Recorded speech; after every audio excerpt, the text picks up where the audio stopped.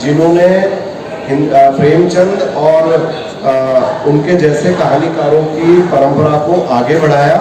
मैं याद करता हूँ भीष्म साहनी अमरकांत की परंपरा को अगर बाद के दिनों में 80 के दशक में किन्हीं लोगों ने आगे बढ़ाया तो उनमें स्वयं प्रकाश असगर वजाहत का नाम सबसे ऊपर है। तो ऐसे कथाकार उनका कैंसर की वजह से 2019 के दिसंबर में वो उनका आकस्मिक निधन हो गया था। उनके निधन के बाद उनके कुछ मित्रों और प्रशंसकों ने मिलकर एक स्वयं प्रकाश स्मृति न्यास की स्थापना की, जिसमें अध्यक्ष मोहन श्रोत्री जी हैं, दुर्गा प्रसाद अग्रवाल हैं, राजेश जोशी हमारे सबके जाने माने प्रिय कवि राजेश जोशी हैं, आलोचक और कवि आशीष त्रिपाठी हैं, मैं हूँ पल्लव, अंकिता सावंत हैं और अपूर्वा भटनागर हैं। इनके अलावा और उनके बहुत सारे पाठक और प्रशंसक हैं न्यास से जुड़े हुए हैं। अभी तक कोरोना की वजह से मंच की न्यास की गतिविधियाँ ऑनलाइन होती रही थी। ये पहली ऑफलाइन गतिविधि है जिसका हम लोगों ने तय किया कि वो विश्व पुस्तक मेले में हो। और सुंदर बात यह है कि एक चयन समिति का गठन किया गया और वो चयन समिति साल में किसी एक किताब को स्वयं प्रकाश स्मृति सम्मान के लिए उसका चुनाव करती है। जो 2001 का स्वयं प्रकाश स्मृति सम्मान है वो कहानी विधा के लिए था। अनेक पुस्तकों के बीच में जिस किताब को चुना गया वो मनोज कुमार पांडे का कहानी संग्रह था, बदलता हुआ देश। और दूसरे साल ये सम्मान आरक्षित था कथेतर विधाओं के लिए। और कथेतर विधाओं में जो किताबें मिली उनमें से जो किताब चुनी गई वह थी एक देश भारत दुनिया, जो कि शिरीष खरे की किताब है। और मुझे ये बताते हुए प्रसन्नता है कि इस चयन समिति में हमारी भाषा के 3 बड़े लेखक शामिल हैं। काशीनाथ सिंह की अध्यक्षता में कवि राजेश जोशी और कथाकार असगर वजाहत की इस चयन समिति ने इन दोनों सालों के पुरस्कारों सम्मानों का चुनाव किया था। अब मैं कार्यक्रम की औपचारिक शुरुआत करने के लिए हमारे मध्य प्रदेश से आए हुए साथी हरिओम राजौरिया जी से अनुरोध करूंगा कि मंच पर बैठे हुए इकबाल रफी साहब का फूलों से स्वागत करें। कवि हैं, पत्रकार हैं और उनके लेखन, उनके साहित्य के हम सब पाठक रहे हैं। इकबाल रफी साहब के इस सम्मान के बाद में अब मैं जिस सम्मान के लिए, जिन दोनों पुस्तकों के लेखकों के सम्मान के लिए हम आए हैं उसकी शुरुआत करना चाहूँगा।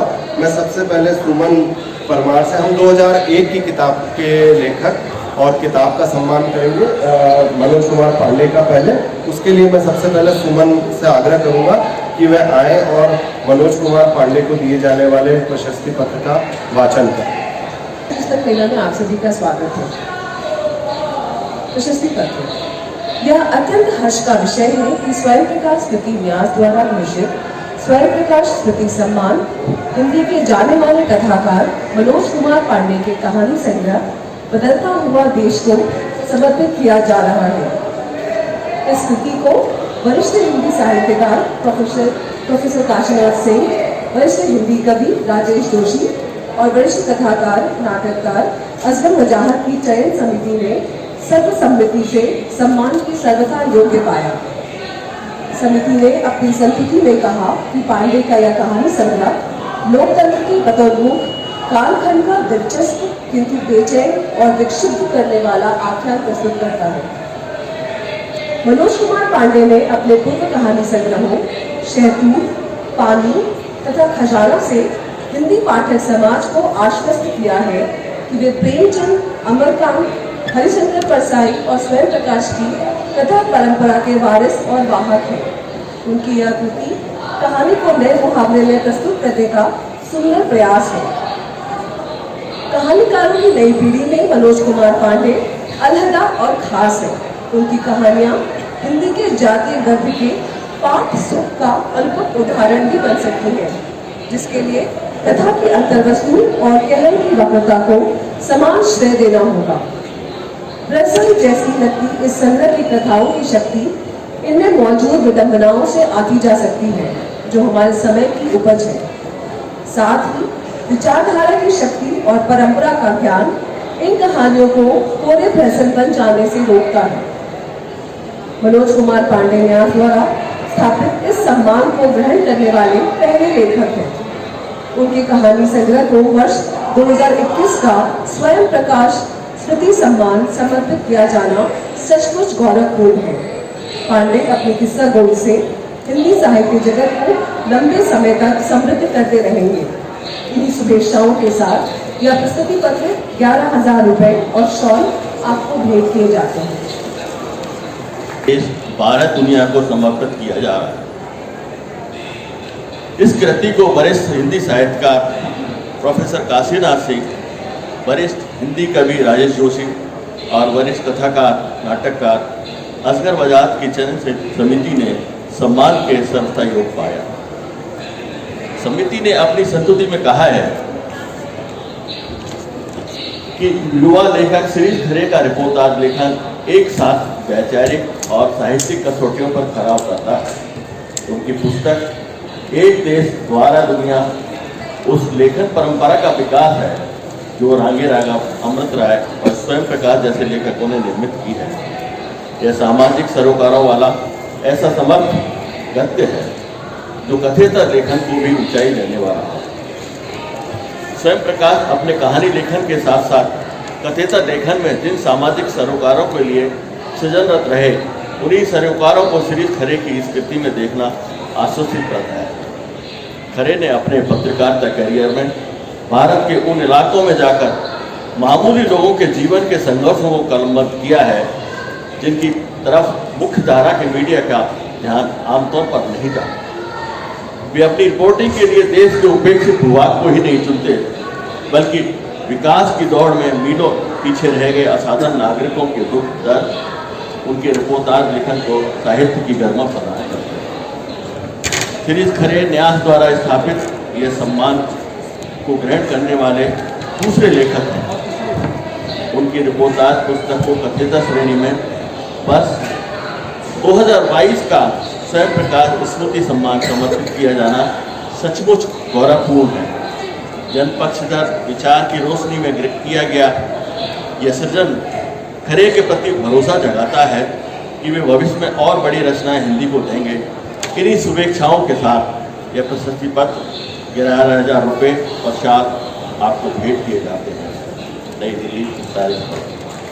मुख्य अतिथि विष्णु नागर जी भी हमारे बीच आ चुके हैं। मैं फूलों से उनका स्वागत करने के लिए आग्रह करूंगा हमारे साथी डॉक्टर नामदेव जी से। डॉक्टर नामदेव जी आए और फूलों से आदरणीय नागर जी का स्वागत। मुझे सभा के अध्यक्ष आदरणीय इकबाल रफी साहब का आदेश हुआ है कि फूलों से हमें स्वयं प्रकाश जी की पत्नी रश्मि भट्टागर जी का भी स्वागत करना चाहिए और मैं उसके लिए आग्रह करूंगा डॉक्टर नीलम से कि वे रश्मि भट्टागर जी का स्वागत करें।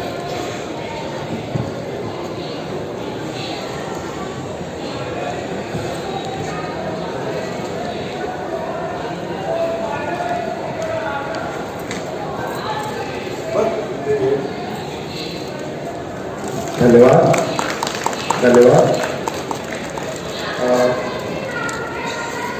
मैं नागर साहब के आने से पहले मैं बता रहा था कि न्यास की गतिविधियां ऑनलाइन होती रही थी कोरोना की वजह से, और अब जबकि जब जीवन सामान्य हो चुका है तो हम सब लोग इस स्वरूप में भी एक दूसरे से मिल रहे हैं। अब मैं सम्मान अर्पित करने की शुरुआत करूंगा। मैं सबसे पहले इकबाल रफी साहब और विष्णु नागर साहब से आग्रह करूंगा कि मनोज कुमार पांडे जी को शॉल, प्रशस्ति पत्र और सम्मान राशि से अलंकृत करें।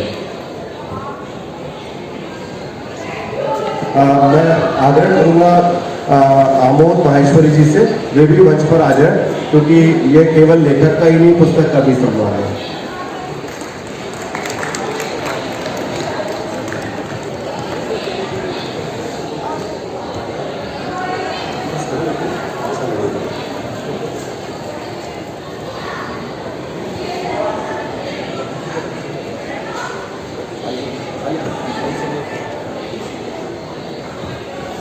बहुत बहुत धन्यवाद आप सभी का। मनोज कुमार पांडे की ये जो किताब है बदलता हुआ देश, राजकमल प्रकाशन से प्रकाशित हुई है और इस किताब में हमारे देश की, हमारे समय की उन तमाम विडंबनाओं पर मनोज ने कुछ खास तरह के अंदाज में लिखा है। और वो खास तरह का अंदाज एक तरफ परसाई और बालकृष्ण भट्ट और भारतेंदु की याद दिलाने वाला है उनका गद्य, तो दूसरी तरफ स्वयं प्रकाश जी की और चेखव की जो चुटीली शैली है उसकी भी याद दिलाता है। तो मनोज जी को इस पुस्तक के सम्मान और मनोज जी के सम्मान के लिए दोनों बातों के लिए हार्दिक बधाई। अब मैं आग्रह करूंगा फिर से हमारे मुख्य अतिथि जी और अध्यक्ष महोदय से कि 2002 के इसी स्वयं प्रकाश सम्मान के लिए एक देश 12 दुनिया पुस्तक के लिए शिरीष खरे जी का सम्मान अभिनंदन करें। मैं इस पुस्तक की प्रकाशक और राजपाल एंड सन्स की निदेशिका मीरा जौहरी जी से भी अनुरोध करूंगा कि वे भी मंच पर आ जाए। इस बधाई के मौके पर, इस खुशी के मौके पर हम सब लोग अपने लेखक के साथ हों।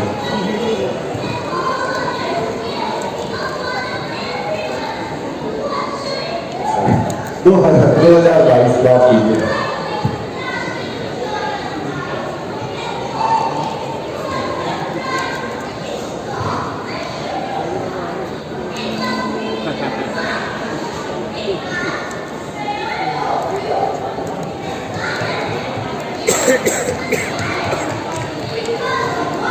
नागर साहब एक सामूहिक फोटो हो जाएगा। मनोज जी आप भी बीच में चले जाए सर। उस तरफ चले जाए Manoj ji.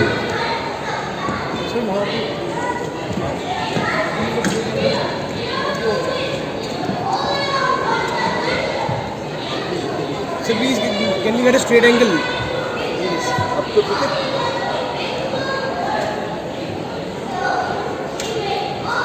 Wait a second, wait a second. It's a video, you can move.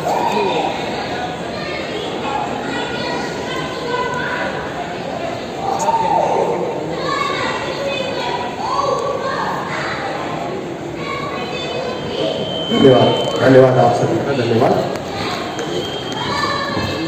सम्मान ग्रहण के बाद एक आग्रह करूंगा मैं पहले मनोज कुमार पांडे जी से, जो 2021 के इस सम्मान के प्राप्त करता है, कि वे आए और अपना सम्मान स्वीकार उद्बोधन दें।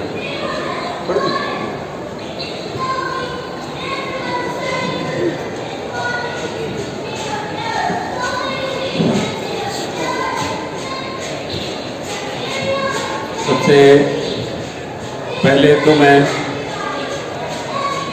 इस सम्मान समिति के अपने जो निर्णायक हैं काशीनाथ सिंह जी, असगर वजाहत जी और राजेश जोशी जी, उन सब के प्रति एक शुक्रिया है मेरे मन में कि उन्होंने मुझे स्वयं प्रकाश जी जैसे विलक्षण कथाकार के साथ में एक जोड़ने का, उनके साथ में हमेशा के लिए एक जुड़े रहने का एक मौका इस रूप में भी उपलब्ध कराया। वे मेरे बहुत ही प्रिय कथाकार रहे हैं और शुरुआती दिनों से ही जिन लेखकों को पढ़ते हुए आप सीखते हैं, जिनसे आप भाषा सीखते हैं, जिनसे कथ्य को बरतने की तमीज़ सीखते हैं, उनके साथ इस रूप में नाम जोड़ना मेरे लिए बहुत ही खुशी और रोमांच का अवसर है। और मैं यही कह सकता हूं कि आप लोगों ने जो भरोसा मुझ पर दिखाया है, मैं उसके काबिल बना रहा हूँ सदा। जो है, जो छोटे छोटे लोभ लालच होते हैं, वो कम से कम बतौर लेखक करप्ट ना करें, जो है वो सही रास्ते पर चलने का एक निश्चय भीतर से बना रहे। और इस तरह के जो अवसर हैं, वो आपके इस निश्चय को थोड़ा और पुख्ता करने वाले होते हैं। इस रूप में जो है मैं बहुत ही शुक्रगुजार हूँ आप सबका।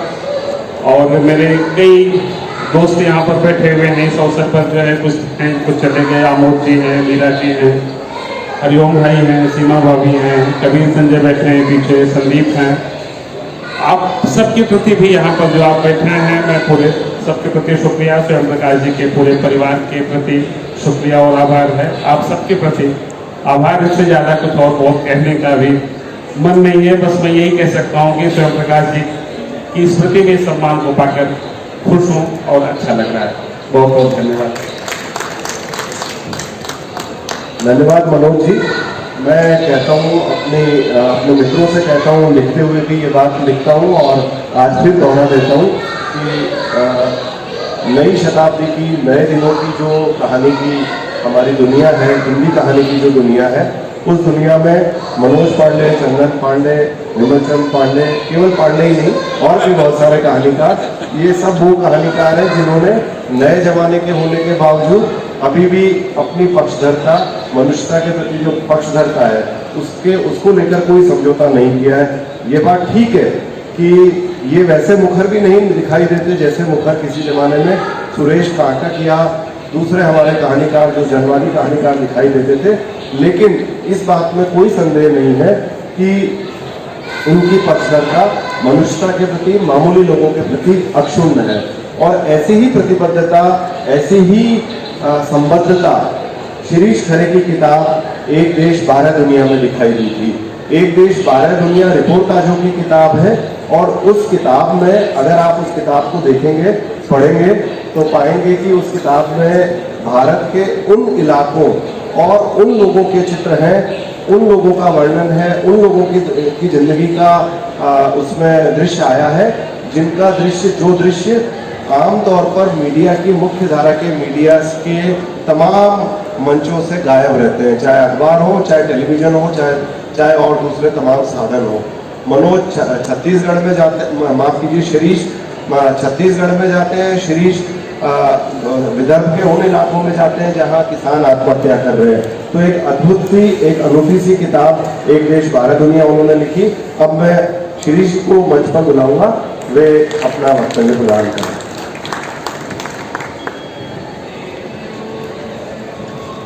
मतलब मैं तो अपने आप को बहुत समय तक लेखक नहीं मानता था, क्योंकि मैं जब बचपन से पढ़ता था तो प्रेमचंद को पढ़ा तो मुझे लगता था लेखक का जो रूप होता वो प्रेमचंद जैसा है। बाद में जब पढ़ना शुरू किया तो उदय प्रकाश और स्वयं प्रकाश जी को पढ़ना शुरू किया तो उस तरह की छवि रही, तो उससे ये लगता रहा कि लेखक मतलब ये। और मेरे 2 किताबें आने के बाद भी मुझे ये खुद को मतलब लेखक होना महसूस नहीं होता, तो उनके नाम पर सम्मान मिलता है तो बहुत ही अच्छा लगता है। स्वयं प्रकाश जी को जो मैंने पढ़ा और तो उसमें से बारीक सी चीज़ जो मुझे समझ में आई वो विचार आया, और वो विचार किसी भी रूप में वो देते हैं, कचित्र के रूप में या कथा के रूप में। और लेकिन उनका जो मुख्य चीज़ होती है वो ये होती है कि विचार हो और वो रचनात्मक तौर पर किस तरीके से पाठक में इनबिल्ट हो जाए, आत्मसात हो जाए। तो वो जब मैं लिखता भी हूँ तो वो मेरे मन में रहता है कि विचार है, आप उसको किस तरह से भी उसको लिखें, प्रस्तुत करें। चाहे वो एक देश 12 दुनिया में मैंने लिखने की कोशिश करी, और अभी जो नदी सिंदूरी है इसमें भी मैंने लिखने की कोशिश करी, तो विचार एक मुख्य था। और वो रचनात्मक तौर पर पाठक के मन में कैसे बेहतर तरीके से हो सकता है वो कोशिश है, ताकि वो उसमें आत्मसात हो जाए। तो ये कोशिश मैं लगातार करता रहूँगा। यहाँ पर मैं बधाई देना चाहता हूँ मनोज जी को, और धन्यवाद पल्लव जी को, विष्णु नागर सर को, इब्रार सर को, मीरा मैडम को, और जो जितने भी यहाँ पर लोग हैं उन सबको, मेरे जो साथी हैं और जो वरिष्ठ हैं उन सबको शुक्रिया अदा करना चाहिए। धन्यवाद। मेरे पास अभी कुछ पाठकों के मैसेज आए हैं मोबाइल पर कि अगर समय की कमी ना हो तो अध्यक्ष जी से अनुमति लेकर 2-5 मिनट का कोई एक इस पुस्तक का अंश मनोज जी और शिरीष जी पढ़ दें, अगर अध्यक्ष जी अनुमति दें। तो मैं पहले मनोज जी से आग्रह करूंगा कि कोई छोटा सा अंश 4 से 5 मिनट का पढ़ दें। मैं यहीं से पढ़ दूँ।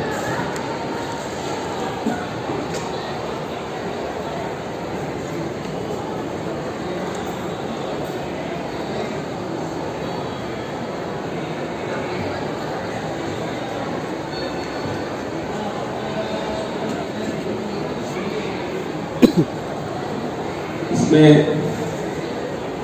एक कहानी है, कवियों की निरंकुशता से परेशान एक राजा।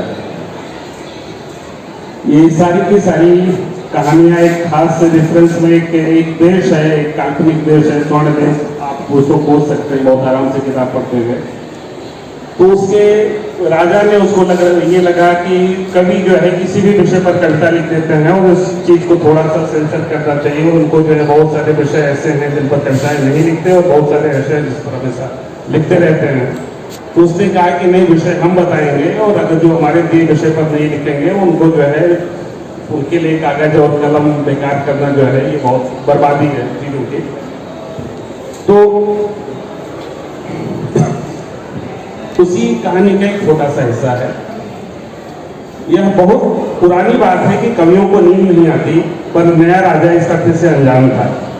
इसलिए जब उन कवियों ने पीड़ा की नदियों में आई बाढ़ और दुखों के पहाड़ की बढ़ती ऊंचाई के लिए राजा को जिम्मेदार ठहराते हुए कविताएं लिखना और गाना शुरू किया, तो नया राजा एकदम से बौखला ही गया। उससे पहले तो उन कवियों को उपेक्षित रखा, पर जब उपेक्षा से भी उन कवियों को नींद नहीं आई और वे रात रात भर कविताएं लिखते रहे, तब राजा की बेचैनी बढ़ी। नए राजा में धैर्य नहीं था, इसलिए बेचैनी की अधिकता में एक दिन उसने नए कवियों के विरोध में एक वक्तव्य जारी किया और कहा कि उन कवियों को यह अधिकार नहीं दिया जा सकता कि वे प्रजा की सच्ची उम्मीदों को ध्वस्त करें और इस मायावी उत्सव में खलल डालें। इसके बाद भी उन कवियों का रात रात भर जागना और कविता लिखना नहीं रुका। राजा क्रोध से लाल हो गया। वह समझता था कि उसका हल्का सा इशारा भी राजाज्ञा की तरह लिया जाएगा, पर यहाँ तो उसके वक्तव्य का कोई असर ही नहीं दिख रहा था। राजा उन कवियों को गिरफ्तार ही करा देता, पर सही समय पर गुप्त मंत्री आ गया। उसने कहा कि राजा को इस मसले को राजनीति से ही हल करना चाहिए। गुप्त मंत्री की सलाह पर राजा ने प्रजा के नाम जारी अपने अगले वक्तव्य में कहा कि वे कौन लोग हैं जो कविता के बहाने स्वर्ण देश और उसके लोगों को बदनाम कर रहे हैं। फिर राजा ने बताया कि वे पिछले राजा के चाटुकार हैं, यानी नया राजा उन्हें चाटुकारिता का मौका नहीं दे रहा है, इसलिए वे उसे और उसके प्यारे देश और उसकी प्रजा को बदनाम कर रहे हैं। पर आखिर प्रजा अपनी और अपने देश की यह बदनामी कब तक स्वीकार करेगी? उन कवियों को यह समझना चाहिए कि अगर वे अब भी नहीं रुके तो स्वर्ण देश की प्रजा उन्हें मिट्टी में मिला देगी। अगले दिन से ही उन कवियों पर हमले शुरू हो गए। राजा ने कहा कि हमलों के लिए कवि खुद ही जिम्मेदार है, फिर भी वह हमलों की निंदा करता है और प्रजा से शांति बनाए रखने की अपील करता है। राजा की शांति बनाए रखने की अपील के बावजूद कवियों पर हमले नहीं रुके और हफ्ते भर के भीतर 9 कवियों को मार गिराया गया। इससे देश भर में खलबली मच गई। यह कविता में ही रहने वालों का देश था, इसलिए कवियों की हत्या को उन लोगों ने भी नहीं पसंद किया जिन्हें उनकी कविताएं समझ में नहीं आती थी या कि वे उन्हें पसंद नहीं किया करते थे। राजा विदेश में था। विदेश से लौटते ही राजा ने कवियों पर हमले की कड़ी निंदा की और सभी विरोधी कवियों को सुरक्षा देने का ऐलान किया। साथ में राजा ने यह भी कहा कि यह कवियों की भी जिम्मेदारी है कि वे स्वर्ण देश में शांति बनाए रखें। सभी प्रमुख कवियों की सुरक्षा में सैनिक लगा दिए गए। यह कवियों की सुरक्षा का सवाल था, इसलिए सैनिकों को आदेश दिया गया कि वह पल भर के लिए भी कवियों को अकेला न छोड़े। कवियों को इसकी आदत नहीं थी कि वे दिन भर बंदूकधारियों को अपने साथ लेकर घूमें। वे कविता लिख रहे होते तो उसी समय सैनिक अपनी निशानेबाजी का अभ्यास करने लगते। उनसे कहा गया था कि वे हर क्षण सतर्क रहें। कभी जब आंख मूंद कर पीड़ा की नदियों में गोते लगा रहे होते, ठीक उसी समय सैनिक राजा के प्रिय कवि की कविताओं का सस्वर पाठ करना शुरू कर देते। कभी अपनी कलम को खोज कर कागज पर रखते ही एक घाई की आवाज के साथ उनकी कलम उड़ जाती। कभी जब शिकायत भरे स्वर में सैनिकों की तरफ देखता तो सैनिक कवि से विनम्र स्वर में क्षमा मांगते और बताते कि इसमें कवि की सुरक्षा ही छिपी हुई है कि सैनिकों की निशानेबाजी एकदम दुरुस्त रहे। इसके बावजूद उन कवियों को कविता लिखने से नहीं रोका जा सका। ऐसी कविताएं लगातार लिखी जाती रही जिनमें दुखों के ऊंचे होते पहाड़ और पीड़ा की भयानक नदियों का जिक्र होता है। ऐसी भी कविताएं लगातार सामने आ रही थी जिसमें राजा को भी सीधे तौर पर चित्रित किया जा रहा था। राजा उन कविताओं को देखता तो उसके चेहरे पर एक क्रोध मुस्कुराहट तैर जाती और इस बात से तो वह दंग ही रह जाता कि किसी कवि की अगली किसी कविता में उसकी वह क्रोध मुस्कुराहट जिसकी दर्ज हो गई होती। वह डर जाता। वह समझ नहीं पाता कि आखिर एकदम अकेले में भी वह जो कुछ भी सोचता या करता है वह उन कवियों को कैसे पता चल जाता है। वह लाख कोशिशों के बावजूद भी कवियों को न तो डरा पा रहा था, न ही कविता लिखने से रोक पा रहा था। गुप्तचरों से मिली एक और खबर ने उसे परेशान कर दिया था। राजा के कई विश्वस्त गुप्तचरों ने उसे बताया कि प्रजा के बीच राजा की कविता प्रेमी वाली छवि तेजी से खंडित हो रही है। प्रजा में यह सुगबुगाहट फैल रही कि राजा का कविता प्रेम एक दिखावा भर भी था, बाकी उसे किसी भी तरह की कविता में कोई दिलचस्पी नहीं है। उसने कविता के प्रति प्रेम करना स्वर्ण देश के राजा को प्रजा को बेवकूफ बनाया था। राजा जब भी इन चीजों के बारे में सोचता उसे कपकपी होती। बहुत सोच विचार और सलाह मशवरे के बाद उसने पाया कि वह राजा बना रहे, इसके लिए एकमात्र रास्ता यही है कि उन कवियों और उनकी कविताओं को नियंत्रित किया जाए। अगले दिन प्रजा को संबोधित करते हुए राजा ने कहा कि पिछले दिनों कवियों के साथ जो दुर्भाग्यपूर्ण घटनाएं घटी हैं उनसे वह भीतर तक आहत है। वह समझता है कि स्वर्ण देश के लोग अपने कवियों और उनकी कविताओं से किस हद तक प्रेम करते हैं। वह खुद बचपन से ही कवि बनना चाहता था, बल्कि अभी भी वह भीतर से कवि ही है। वह स्वर्ण देश की गौरवशाली कवि परंपरा पर गर्व महसूस करता है और चाहता है कि कविता से प्रेम करने की यह पावन परंपरा अगली सदियों तक भी जारी रहे। आगे से ऐसी कोई अपनी घटना न हो, इसलिए स्वर्ण देश का राजा होने के नाते वह कुछ अस्थायी इंतजाम करना चाहता है। राजा ने बताया कि कविता के लिए एक अलग से विभाग बनाया जा रहा है जिसके मंत्री गुप्त मंत्री होंगे। बाकी और आगे इसमें क्या चीजें हुई है इसका अगर आपको जानना है तो आप किताब पढ़ सकते हैं, समय भी कम है। बहुत बहुत शुक्रिया, बहुत धन्यवाद। शिरीष जी से आग्रह करूंगा कि बेटी अपनी पुस्तक में से किसी अंश का पाठ।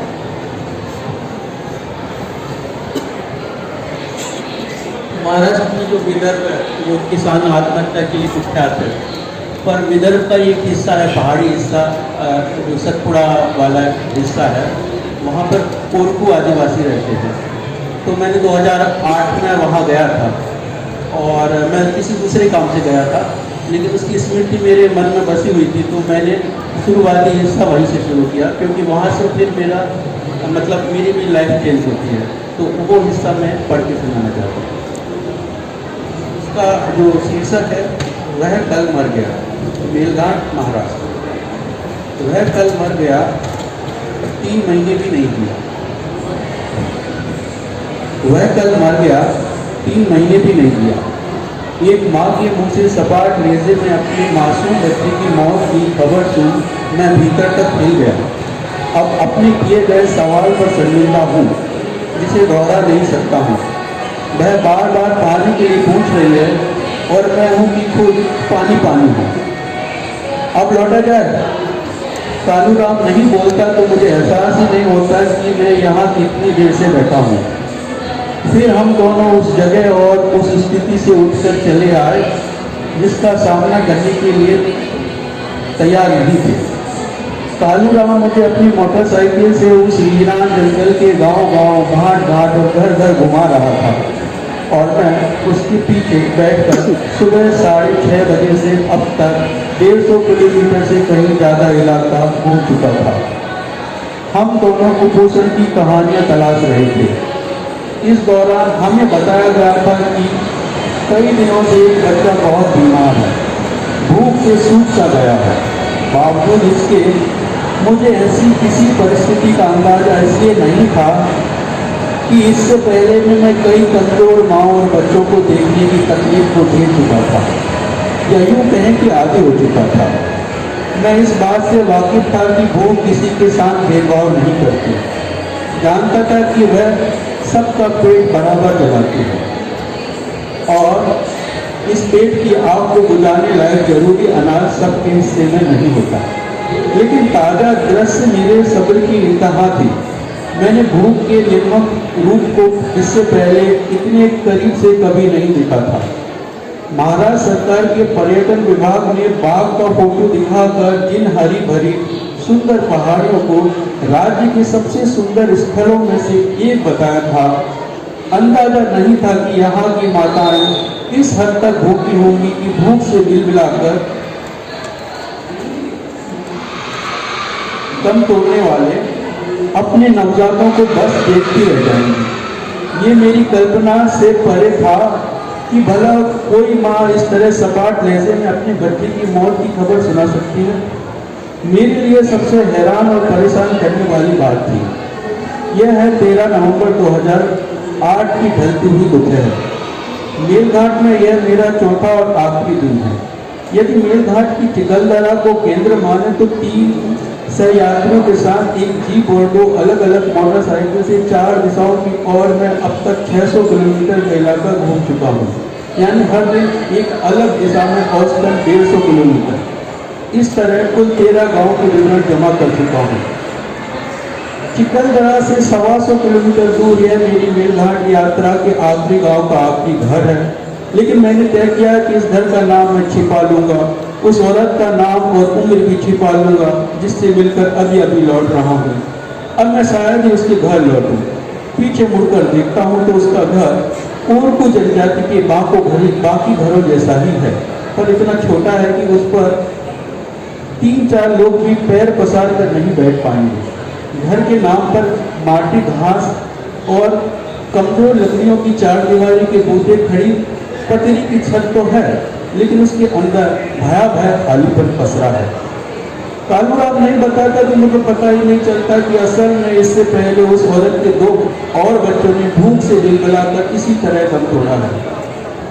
मैं हूँ देश की आर्थिक राजधानी मुंबई से उत्तर पश्चिम की तरफ कुल 700 किलोमीटर दूर, पर मैं हूँ कौन सी दुनिया में भाई? ये मेलघाट बच्चों की मौत का घाट, कालूराम उत्तर देता है, जो मूलतः उसका उत्तर भी नहीं है। बीते 18 सालों में भूख से बच्चों की हजारों मौतों के बाद यहाँ एक आम उत्तर है। कालूराम देसाई तो चिकलदरा में पहली बार मिला तो महज एक सामाजिक कार्यकर्ता की हैसियत से, लेकिन आज मेलघाट यात्रा इस आखिरी छोर पर अनायास ही मेरा दोस्त बन गया है। वह मेरी मेलघाट यात्रा का तीसरा सहयात्री है। तुम आज इस हकीकत का सामना नहीं कराते तो मैं शायद पत्रकार ही रहता, जिस गुमान में जी रहा होता कि किसी पत्रकार के लिए हत्या की धमकी ही सबसे बड़ी चुनौती हो सकती है। मैं कभी ये जान ही नहीं पाता कि इस तरह की तकलीफ को झेलते हुए जज्बा कायम रखना एक पत्रकार के लिए उससे भी बड़ी चुनौती हो सकता है। मुंबई लौटने से पहले मैंने कुछ इस तरह की बातें कालूराम से कही, लेकिन वह कुछ नहीं बोला। मोटरसाइकिल पर पीछे बैठा मैं उसे नहीं देख सकता था, इसलिए यह ध्यान ही नहीं पाया कि किस तरह वह एक कमजोर और ऊबड़ खाबड़ ढलान की सुनसान सड़क पर सावधानी से मोटरसाइकिल चला रहा है। फिर भी मैंने उससे अंत में यह तो कहा नहीं, अच्छा हुआ जो तुमने मुझे वहां से लौटने के लिए कहा।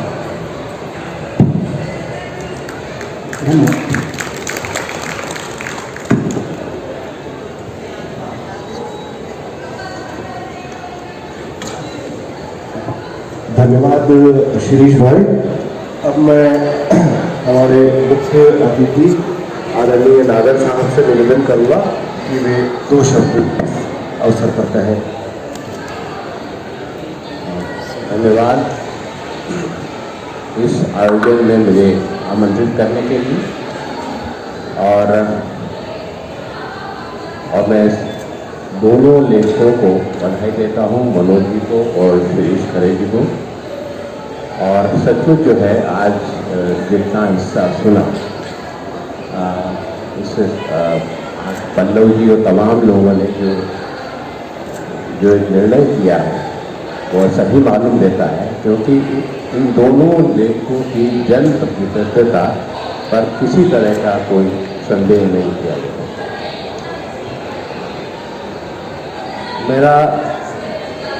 तो मैं इन दोनों को बहुत पुनः बधाई देना चाहता हूँ। और दूसरी बात मैं जो कहना चाहता हूँ वो ये है कि हम हिंदी के लेखक अपने बड़े लेखकों को जो है हम किस तरह याद करें, इसका कोई खास तरीका जो है हमारे पास अभी तक उपलब्ध नहीं है। पुरस्कार एक निश्चित रूप से एक तरीका है, लेकिन आप जानते हैं कि आज हमारे इवन प्रेमचंद जैसे जो है सर्वमान्य लेखक का जो घर की हालत है वो बहुत अच्छी है, और जयशंकर प्रसाद की वो कोई के घर को कोई देखने जाता है नहीं देखने जाता है इसका पता नहीं। तो हम अपने लेखकों की जो चीज़ें हैं, उनकी यादें हैं, उनको संवारना सीख नहीं पाए। फिर भी कम से कम प्रेमचंद जयशंकर प्रसाद और फिर तमाम निराला, ये सब हमारी स्मृतियों का हिस्सा है और शायद वही उनके प्रति असली श्रद्धांजलि है और उनका असली यादगार है। लेकिन ये सौभाग्य जो है हर लेखक को नहीं मिलता और श्याम प्रकाश जी के प्रति मेरे मन में बहुत गहरा सम्मान रहा है। मुझे सौभाग्य मिला है कि जब उन्हें ये पहल सम्मान मिला था इंदौर में, तब मैं उस अवसर पर था और मुझे कुछ बोलने का मौका मिला था। तो मैं उनको लगातार पढ़ता रहा हूँ। उन्होंने बच्चों के लिए लिखा है, वो भी मैंने पढ़ा है और मैंने बहुत एंजॉय किया है। और एक बार अभी मैं अपने आखिरी दिनों में ही वो साहित्य अकादमी में कहानी पाठ करने के लिए आए थे। तो कोई कहानी मुझे याद नहीं उसका शिक्षक क्या था, लेकिन बहुत व्यंग्यात्मक कहानी थी और इतने बेहतरीन ढंग से उन्होंने उसको पढ़ा था कि मुझे लगा कि वो अच्छा, वैसे भी उनकी जो कहानियाँ हैं उनमें एक गहरा व्यंग्य है जिसको आप ऊपर से शायद पहचान न पाएँ, लेकिन बहुत गहरे व्यंग्य और बहुत गहरी वेदना की कहानियाँ हैं। जैसे उनकी कहानी है एक क्या विभाजन में क्या नाम, पार्टीशन कहानी है।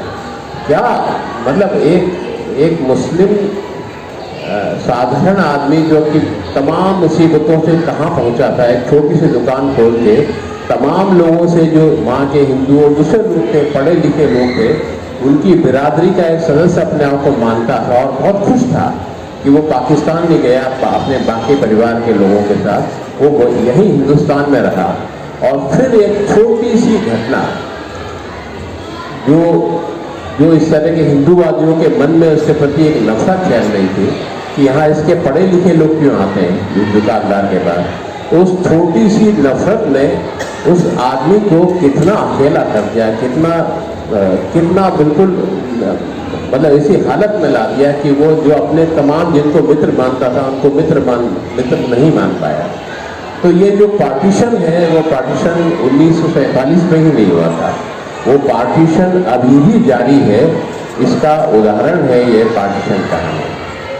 और तुमने कोई सरदार भिखारी देखा, वो कहानी भी जो है मतलब मैं समझता हूँ कि हिंदी की पार्टीशन और ये दोनों कहानियाँ हिंदी की अद्भुत कहानियों में से, और मतलब एक लेखक के अंदर जो दर्द है, जो तकलीफ है, जो संवेदना है, जो वेदना है, वो जिन शब्दों में इन कहानियों में व्यक्त होती है, मुझे ऐसा बहुत रेयर मिलता है।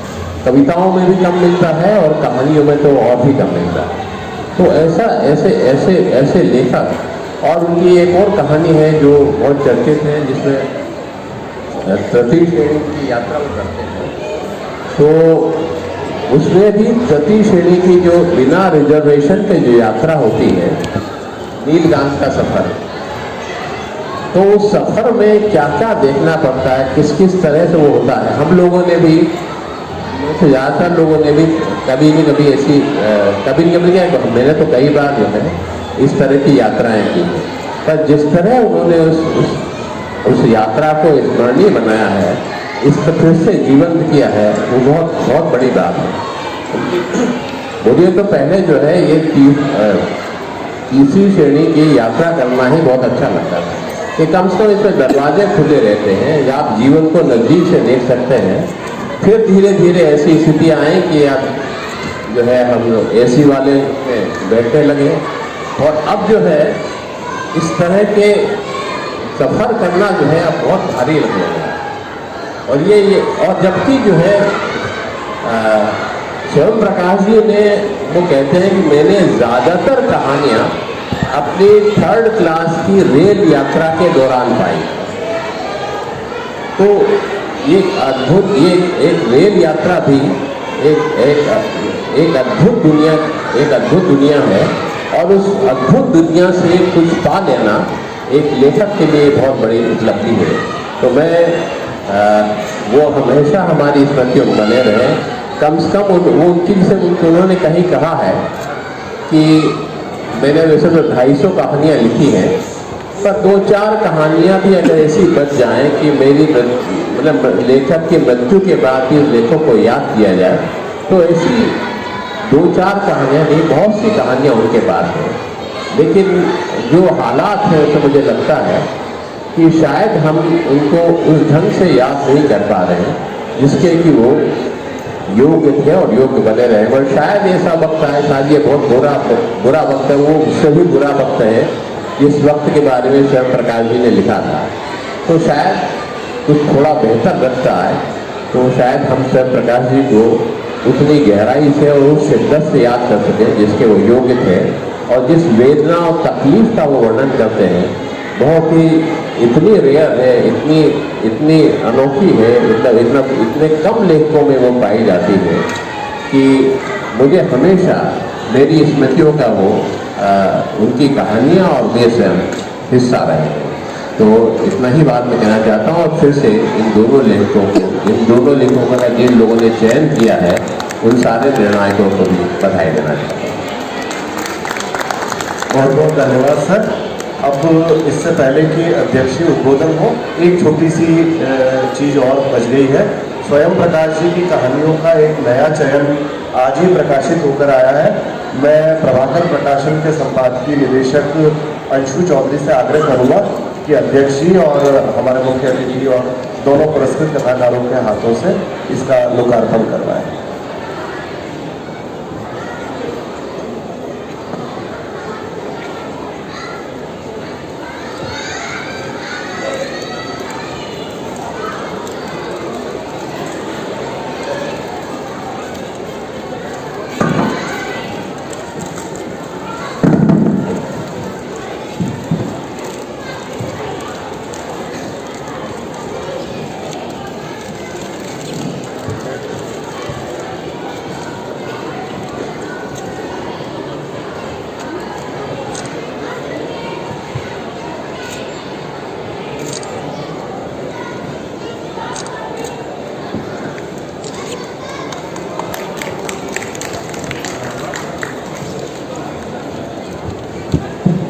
धन्यवाद। अब मैं आदरणीय इकबाल अली साहब से अनुरोध करूंगा कि वे अध्यक्षीय उद्बोधन प्रदान करें। नमस्कार। सबसे पहले तो मैं मनोज कुमार पांडे जी और शिरीष कपूर जी को बहुत बहुत बधाई देता हूँ। स्वयं प्रकाश जी की स्मृति में जो सम्मान प्राप्त किया है, उनका चयन ऐसे ही हुआ है। मतलब जो हिंदी के श्रेष्ठ लेखक है, काशीनाथ सिंह, राजेश जोशी, अस्कर बजाज, इन लोगों ने किया है। और अभी हमने उनकी रचनाएँ भी सुनी, तो ये एक बार फिर उनको बधाई देता हूँ। और हिंदी के बड़े लेखक स्वयं प्रकाश जी के नाम से ये जुड़े, ये भी अपने आप में गर्व की बात है। स्वयं प्रकाश जी कहानी के लिए, कहानी लेखक के रूप में प्रसिद्ध हैं और उनकी बहुत प्रसिद्ध कहानी है जो बहुत चर्चित है। क्या आपने कभी किसी सिख को भीख मांगते हुए देखा है?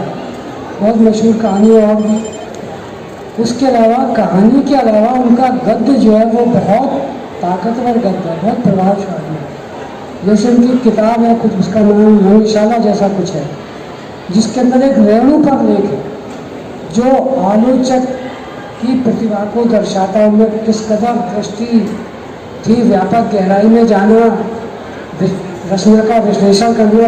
रेणु जी के बारे में इतना बढ़िया जो विश्लेषण है वो मैंने तो कहीं और नहीं पढ़ा। तो बहुत बढ़िया, अद्भुत। उसकी कहीं चर्चा नहीं होती, कुछ नहीं होता, कोई लोग ध्यान भी नहीं देते कि स्वयं प्रकाश ने आलोचना भी लिखी होगी। और भी उनके कई वो हैं। उसके अलावा देखिए, एक इतना बड़ा लेखक जो है, बच्चों की पत्रिका आती चकमक, उसमें सोनू, गोलू और क्या मोलू ऐसे करके कुछ वो लिखते थे, बहुत छोटा सा होता था। मैं 80 साल की उम्र में भी उसको सबसे पहले वही पढ़ता था, बच्चों की पत्रिका में। इतना अद्भुत होता था, इतना मौलिक, जिन्हें कहाँ से व्यंग और गजब का, मतलब बच्चों बड़ों सबके लिए तो हर बार ढूंढ के ढूंढ के पढ़ते थे। उसके अलावा आप ये देखिए, उनकी जो आत्मकथा है वो तो क्या कहने उसकी, लगते ही नहीं कि आप आत्मकथा पढ़ रहे हैं। आत्मकथा में आप अपने जीवन का वृतांत, अपने जीवन के बारे में बताते, घटनाओं के बारे में बताते। ज़्यादातर लोग ऐसा करते थे अपनी तारीफ हो, ऐसा कुछ अपनी कमियाँ छिपाते, जो भी है। लेकिन ये तो स्वयं प्रकाश जी की आत्मकथा पढ़ के लगता है कि आप घटनाएं नहीं पढ़ रहे, कोई उपन्यास पढ़ रहे हैं। इतना रोचक है, इतना मजे लेके, मजाक उड़ा के, व्यंग ही व्यंग है, आप हंसते हंसते लोटपोट हो जाएंगे। कई बार लगता है क्या ये सच्ची घटना है। जैसे राजस्थान से बिना टिकट कलकत्ता पहुंच गए 5 आदमियों के साथ, वह जेब में पैसे नहीं, खाने को कुछ नहीं, पता नहीं कैसे वहाँ रहे। फिर सीधे पहुंच गए बम्बई, वहाँ पे नौसेना में काम करने, बोला अद्भुत है। और ये तो मैंने सिर्फ बता दिया, जब उनको उसको पढ़ेंगे आप, शैली गजब की है। इस आत्मकथा की तुलना केवल राजेश जोशी की आत्मकथा से हो सकती है, वो भी गजब की रोचक है।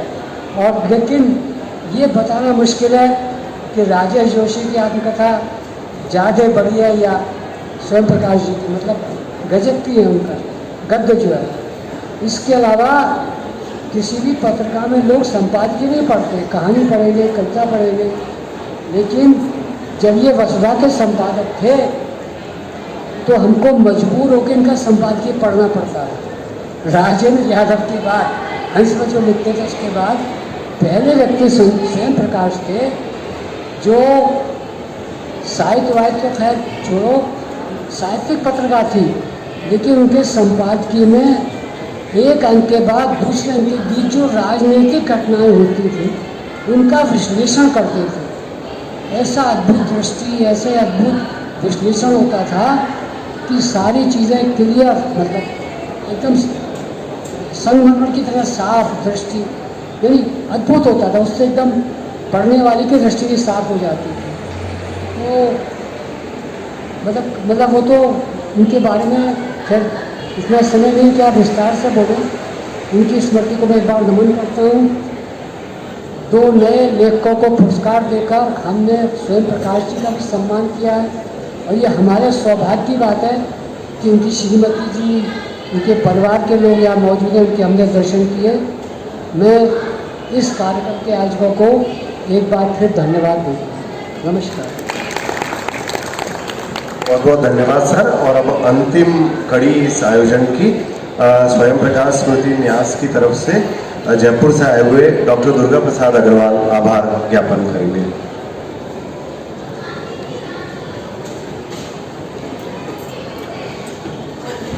मैं आप सबको नमस्कार करता हूँ। सबसे पहले तो स्वयं प्रकाश स्मृति न्यास की ओर से आज अपने जिन 2 लेखक मित्रों को हम लोगों ने सम्मानित किया है, भाई शिरीष खरे और मनोज पांडे जी, उन दोनों को मैं पूरे न्यास की ओर से भी बधाई देता हूँ। ये संयोग है कि इन दोनों लेखकों को मैंने बहुत मन से पढ़ा है, और मैं पाता हूँ कि स्वयं प्रकाश स्मृति न्यास अपने इस सम्मान के लिए इससे बेहतर चयन नहीं कर सकता था। आदरणीय विष्णु जी ने और इस समारोह के अध्यक्ष इकबाल रब्बी जी ने स्वयं प्रकाश जी की प्रशंसा में और उनकी स्मृति में बहुत कुछ कहा। स्वयं प्रकाश से मेरे संबंध बहुत अलग तरह के थे, और इसलिए सारी बातों के बावजूद मैं कभी स्वयं प्रकाश जी नहीं कह सकता, वो स्वयं प्रकाश ही हैं। लगभग 35-40 वर्षों का हम लोगों का जो रिश्ता था वो एक लेखक पाठक के रिश्ते का अतिक्रमण करने वाला और सीधे एक परिवार बन जाने वाला रिश्ता था। लेकिन उन सब बातों के विस्तार में जाने का ये समय नहीं।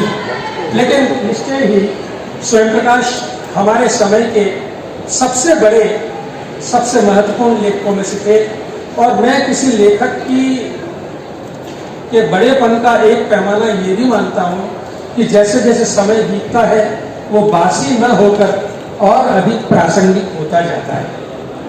अभी विष्णु जी ने स्वयं प्रकाश की जिन कहानियों का जिक्र किया, चाहे वो पार्टीशन हो या क्या तुमने कोई सरदार भिखारी देखा है हो, या नीलकांत का सफ़र हो। संयोग से नीलकांत का सफ़र का विष्णु जी मेरे छोटे से घर में शायद 20 या 30 बार तो उन्होंने पाठ किया हो। और ऐसे लोगों के सामने जिनका साहित्य से कोई लेना देना नहीं है, लेकिन अगर एक बार उनका वो पाठ किसी ने सुन लिया तो वो उनका मुरीद हुए बिना नहीं रहा। क्या तुमने कोई सरदार भिखारी देखा है? कहानी की पूरी रचना प्रक्रिया से मैं जुड़ा रहा।